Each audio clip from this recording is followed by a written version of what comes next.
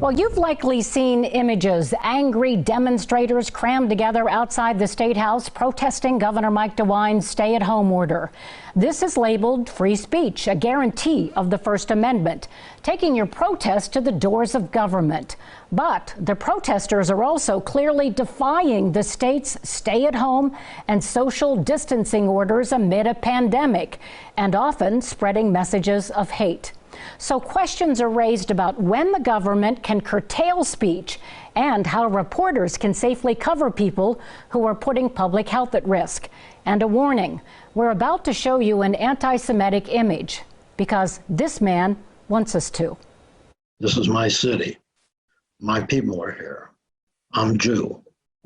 When I see those signs, I have a mixture of emotion that's hard to describe.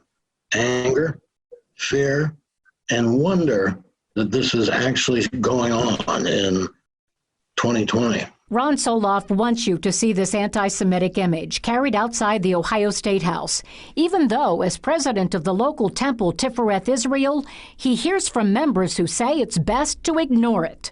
Personally, I reject that idea. I think you stand up from the beginning and you can remain standing up. I texted several times over the past few days with some of the demonstrators who say they are voicing the frustration of small business owners who are facing financial ruin because of the state's stay-at-home public health order.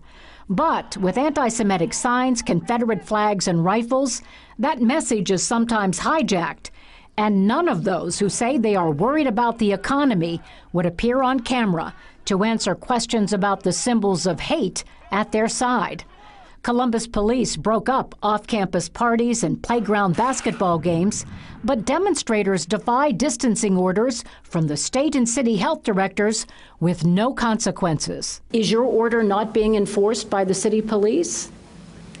That's a great question, and you kind of caught me off guard there. I think we have to remember that people do have the freedom of speech, and I've heard the governor mentioned that as well. But Ron Soloff is a retired Franklin County judge, a former law professor, who says there are misconceptions about how free speech is to be protected. Government has a right to regulate speech to some extent, and it's a hackneyed expression, but you can't holler fire in a crowded theater.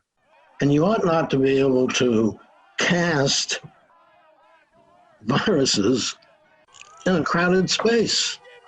It just doesn't make sense. Soloff believes as the protesters begin to gather, they should be warned at the outset that they must maintain social distancing and must wear masks.